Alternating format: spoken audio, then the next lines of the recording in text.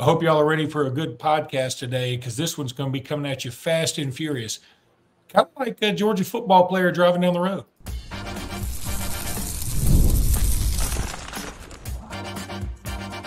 You are Locked On Bama, your daily podcast on the Alabama Crimson Tide. Part of the Locked On Podcast Network, your team every day.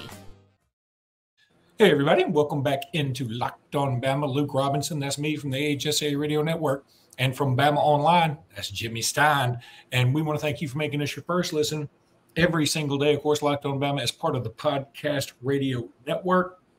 And we appreciate all you everydayers out there. So, and sorry, Georgia, for the little joke, but I mean, gosh, y'all do get a lot of reckless driving tickets. I mean, it's a lot. It's not like it's one or two, because then there would just be, no, but this is a thing. I mean, it's a thing. There's no doubt it's a thing. Now, why it hasn't been resolved is a real mystery. That Etienne kid, like, literally just got there from Florida, and then he got a DUI almost immediately.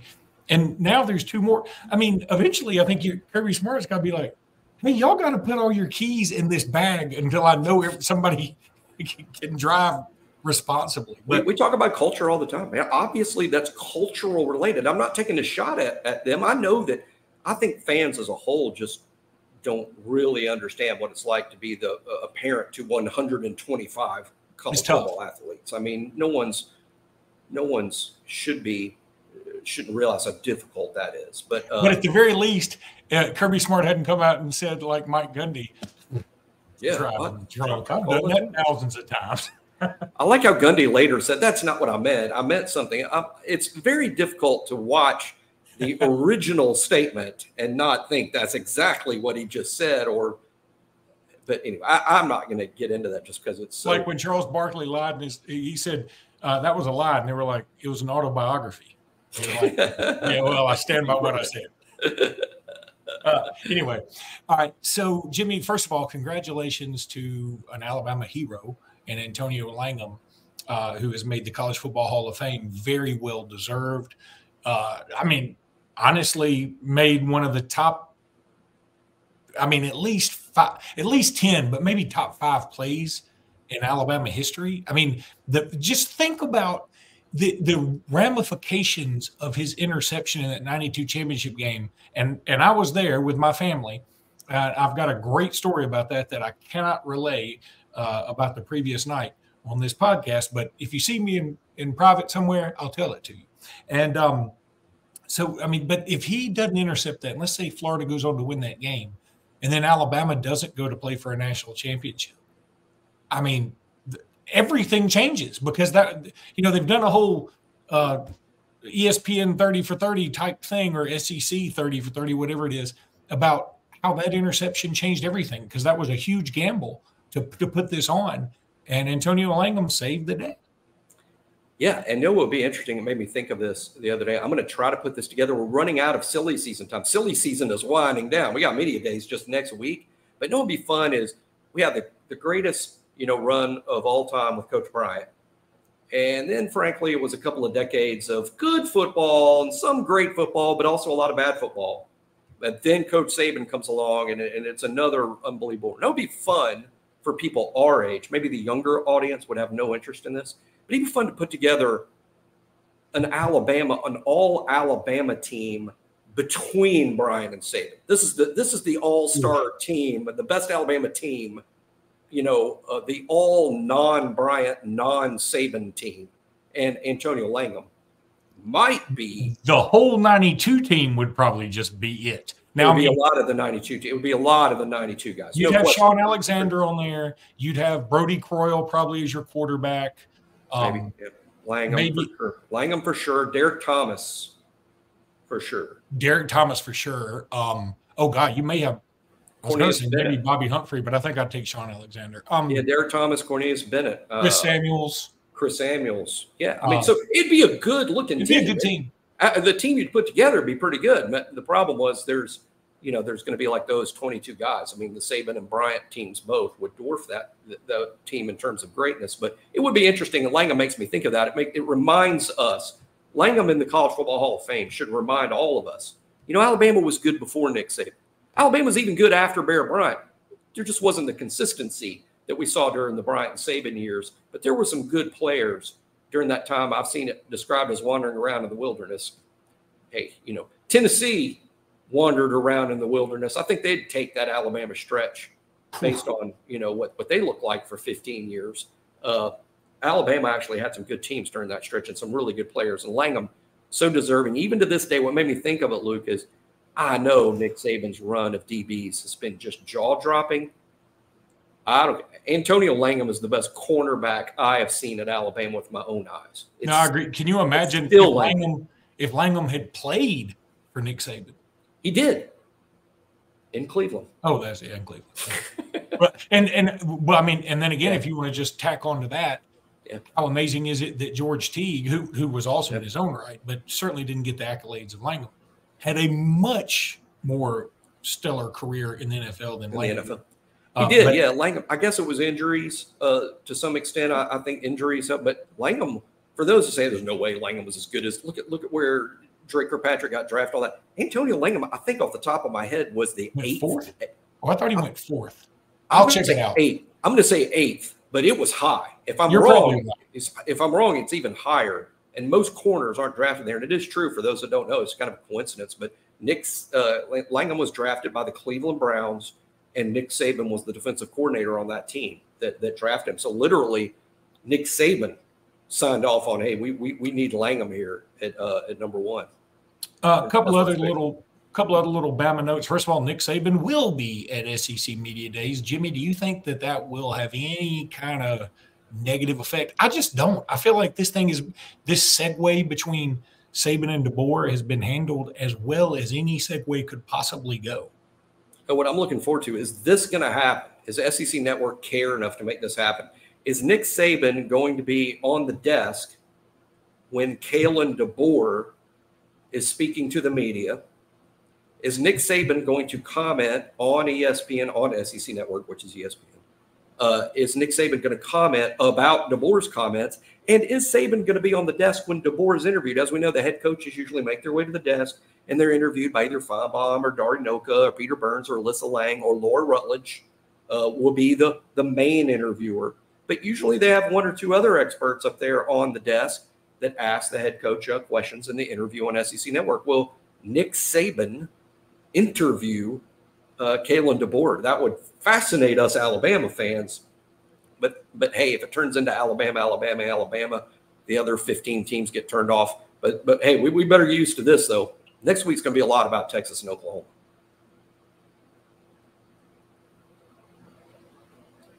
I mean, Luke will be muted all of next week because all the talk muted again. I'm so sorry. All the talk is going to be about Texas and Oklahoma, and all of us Alabama fans will feel muted next week because it's going to be a Texas and Oklahoma marathon next week, and that's fine. I'm not even upset about it. I get it as a guy in the media. I get it. That's the story. The story. Hey, Alabama replacing Saban going to DeBoer. That's a big story. But Oklahoma and Texas coming to the league. I mean, come on. That's a huge, huge story. Yeah, and I'm going to talk about that a little more on the beginning of the second segment about SEC Media Days. I just have a slight gripe about it. But I wanted to say one other thing about scheduling, because Alabama, you know how much I love future schedules. I mean, I love future schedules more than I love the regular schedules. It's odd, but it's true. Love thinking about and so Alabama's got some big ones coming up. You know, they got FSU and Wisconsin next year. We assume the FSU game's still on. I mean, some things could change, but then you got FSU, and I think it's West Virginia.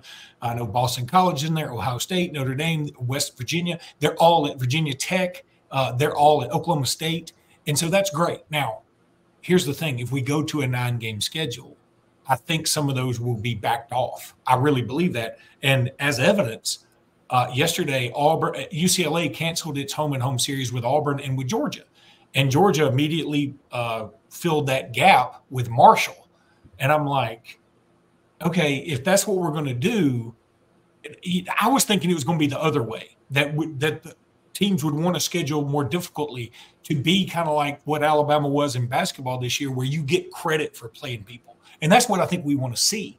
But now what I'm afraid is we go to this 9-game schedule, everybody's going to be like, all right, I'm going to schedule the weakest team I can possibly schedule. Maybe you won't let me schedule, Mercer anymore. But if Marshall's available, I'm going to take Marshall.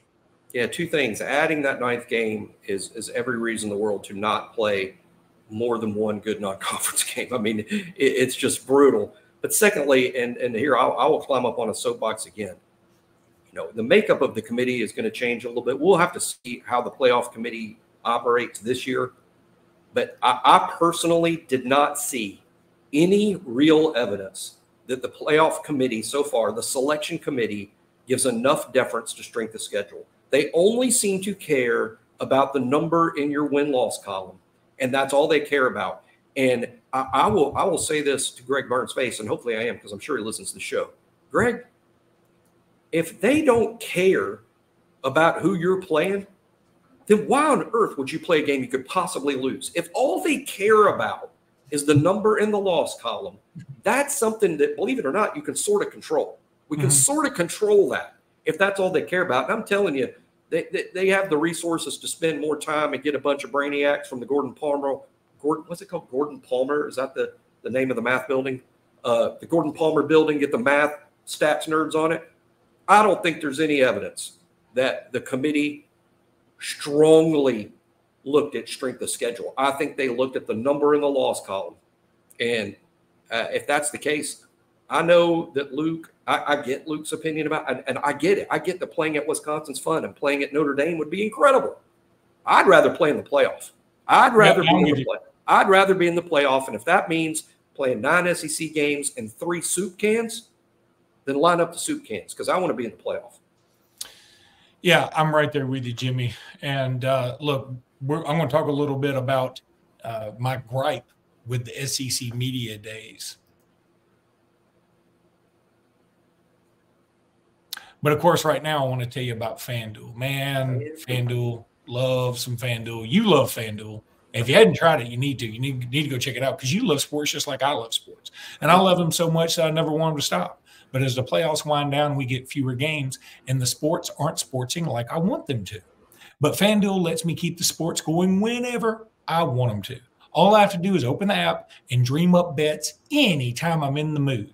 And this summer, FanDuel is hooking up all customers with a boost or a bonus daily. That's right. There's something for everybody every day all summer long. So head over to FanDuel.com and start making the most out of your summer. FanDuel is the official sports betting partner of Major League Baseball.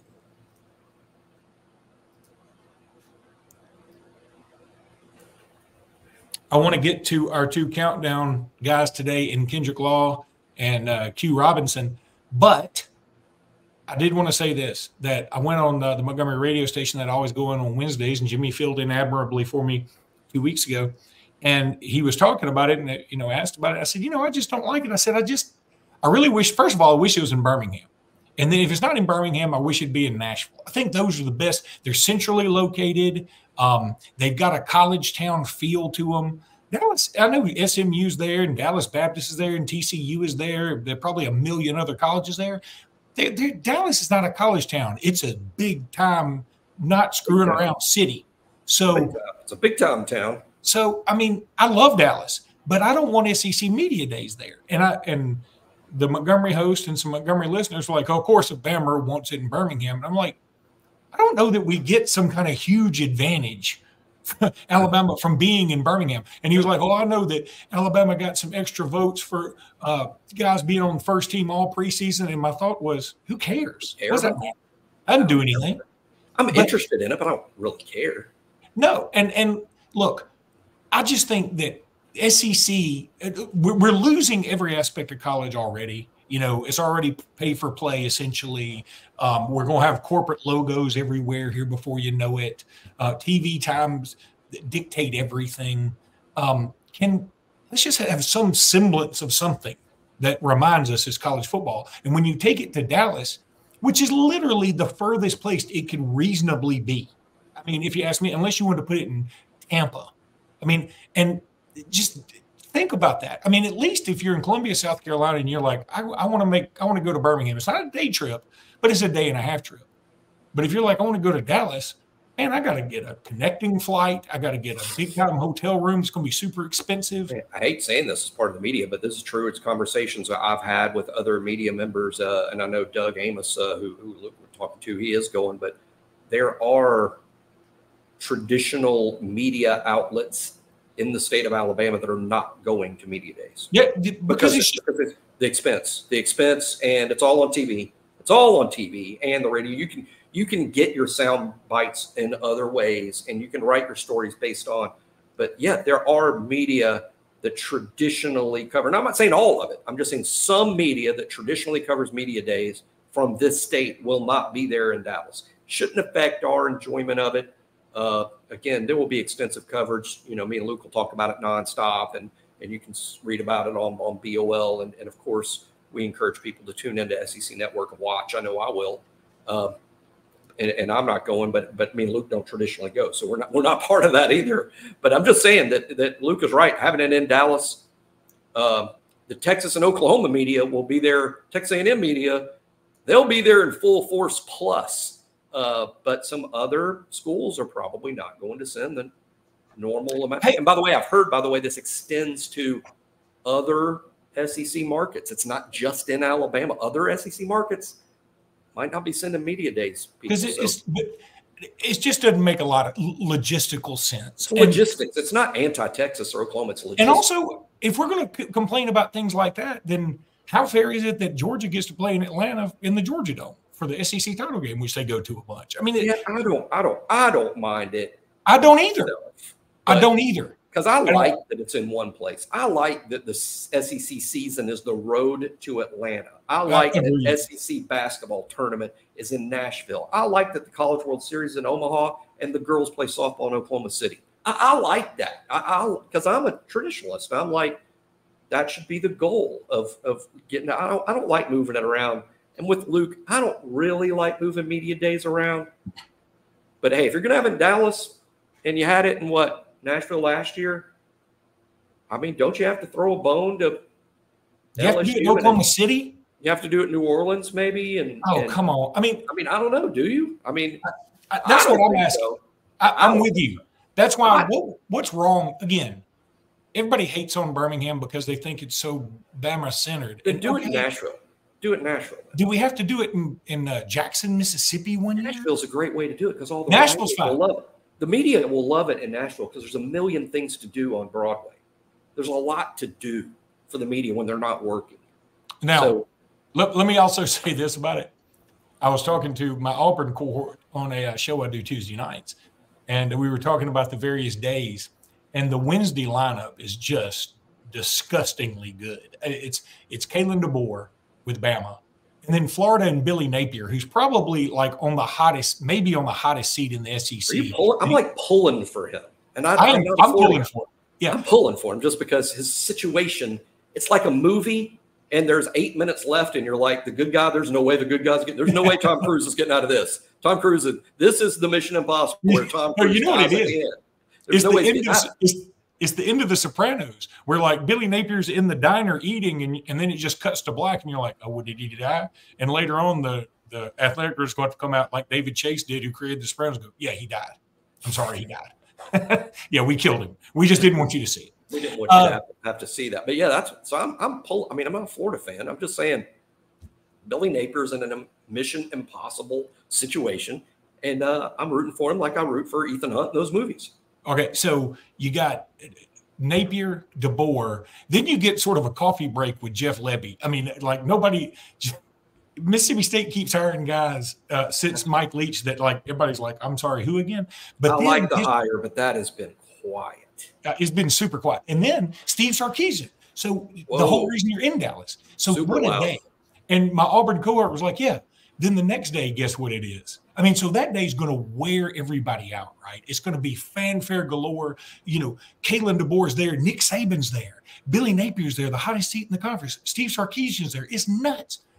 The next day is Sam Pittman, Hugh Freeze, Mark Stoops, and Mike Elko.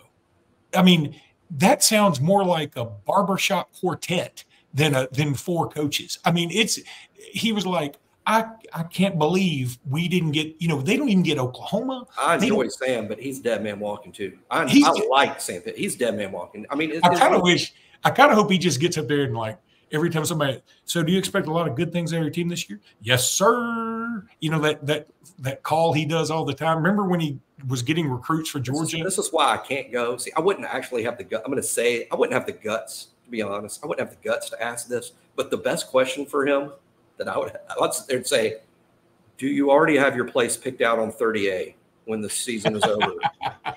Do you have a realtor that's already on 30A going, hey, this is going to be my retirement mansion? Are you splitting a duplex with Ed Orgeron or Jimbo Fisher? Because that's a great question. And hey, I say that as a fan of Sam Pittman. And trust me, I spend some time down there in Destin. There is no one I hope I bump into in a bar more than Sam Pittman. There's no one I want to drink beer with and talk SEC football in a Destin bar than Sam Pittman. So, hey, I like that guy.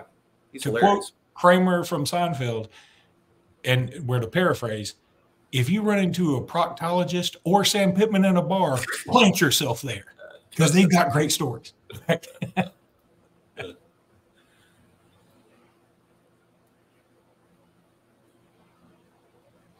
So time to get back into the countdown, Jimmy, and we're going to start with a guy, Kendrick Law. I don't know that anybody else is more beloved without the results in the time he's been at Alabama. Been there a couple years, and his results don't equal the affection Alabama fans have for him. Alabama fans love this cat. They just think he's ready to explode at any minute. Now, my theory is, and I've been, you know, for a guy who calls this a Ryan Williams podcast who should be a senior in high school next year, I mean, I can tell you about unreasonable expectations. But I think some of the unreasonable expectations and belief in Kendrick Law is he's got a very Tyrone pro-throwy vibe to him that is nostalgic and people love. And they also want to pull for the shorter receiver, the guy who's, you know, not a freakazoid, you know, 6'5", go up and get it, frisbee catching dog. And everybody wants Kendrick Law to be so good, so badly. But again, I'm going to call a spade a spade. The best play Kendrick Law has had so far at the University of Alabama was called back for holding. It was a touchdown run, and it was nice, but it was called back for holding in the Iron Bowl last year. Yeah, I mean, Kendrick Law is the ideal size-speed prospect, and size and speed is what we're looking for, right? In recruiting. I mean, to boil it all down, what do they want in recruiting? Size and speed, ideally in the same dude. And here's a dude that's just size, speed in one dude. He is ripped. I mean, if they still make fitness magazines, and I guess they do, I sadly or pathetically don't know.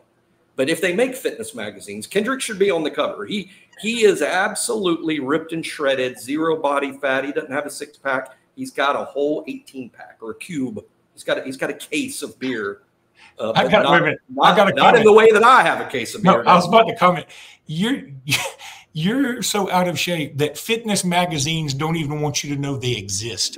Like when you go to the airport, they put that black thing over them like they used to do for Playboys, you know, like so the kids couldn't see it. They cover them up. They cover those up for me so that I don't even know that this is out there. That's how bad. You're like, we don't even want you to get started on a plan of ours because it will fail miserably. Well, I realize I can't even name one. I mean, I can't name a fitness man. I'm sure they're there, but I can't name them. And it's actually not that bad. But anyway, Kendrick is ripped up. He also runs a legitimate 4.4. I want to say 4.3, but people might. But I think he actually is 4.3. But I don't want to say 4.3 because I'll get criticism. But this dude run. He's a legit candidate as for fastest guy on the team. That's not Jimmy's opinion. That comes from guys on the team. When asked, who's the fastest guy you got out there, Kendrick Law's name comes up. So you add all that up and you're like, okay, this guy must be one of the best players. And so far, I think off the top of my head, 23 catches in 2 years and only a 10-yard per catch average. And not on top of that, Jimmy, how many touchdowns?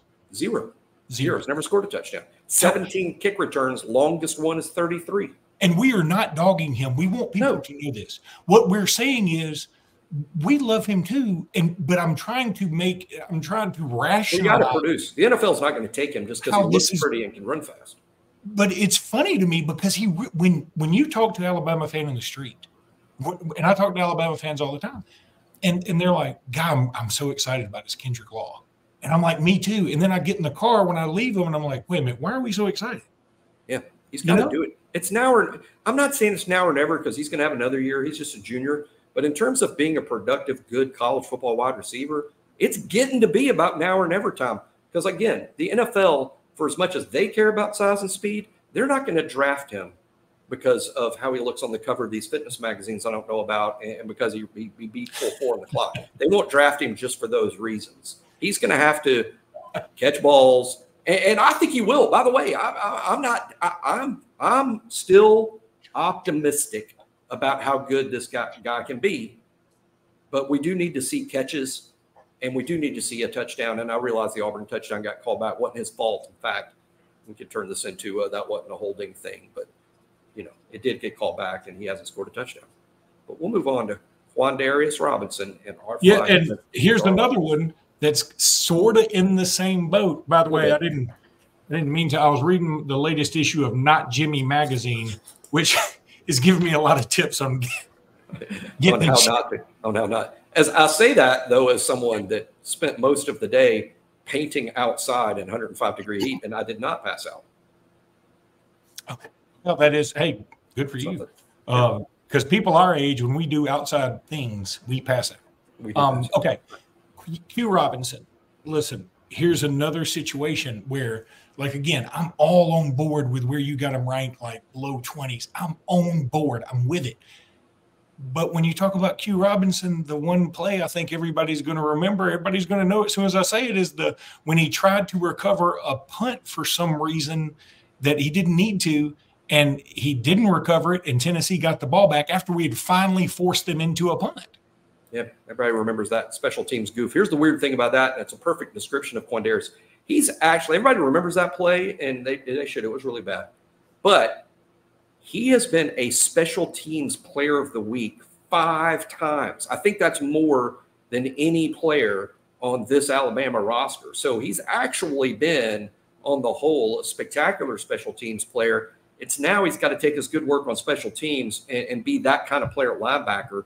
The last staff loved him to the point, Luke, that last spring he's behind Dallas Turner. He's behind Chris Braswell, but they wanted Q on the field. So they extended this 3 outside linebacker package, and he was in dime situations on the field with the starters last year a lot. Didn't produce a ton statistically. I think 2.5 tackles for loss, 1.5 sacks. But he was out there in a lot of dime situations with the first team. Now it's year 5 for him, and now Dallas is gone. Chris Braswell is gone. His time of being in their shadow is over. It's now his turn, and he's going to get a good shot. Now he's got guys on his heels. Keanu Coot wants to play. Quay Russaw wants to play. Yanze Pierre wants to play. Noah Carter's showing up. Q, you need to produce or the job's going to be taken. But like Kendrick Law, there's every reason to be optimistic here. This was the number 1 prospect in the state 5 years ago. Played some DB in high school before growing into this long limb pass rusher. I'm telling you, I've at practice, when you stand near, when Q's in his jersey and pads and you stand near him at practice, he's one of the first guys you pick out. Like, that is a first-round draft pick. I mean, I'm telling you, he looks like $1 million in his uniform.